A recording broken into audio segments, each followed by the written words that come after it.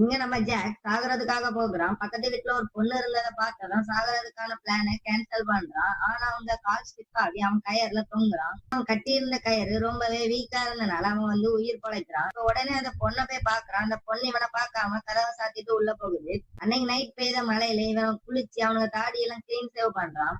அடுத்த நாள் காலையிலேயே அந்த பொண்ணை பாக்குறதுக்காக போகிறான். அந்த பொண்ணை இவனை பாக்குது. ஆனா இவங்க ரெண்டு பேரும் பக்கத்து பக்கத்து அப்பார்ட்மெண்ட் எல்லாம் இருக்கனால இங்க ரெண்டு பேராலும் சேர முடியல. ஏன்னா கீழே ஃபுல்லா ஜாம்பிஸா இருக்குது.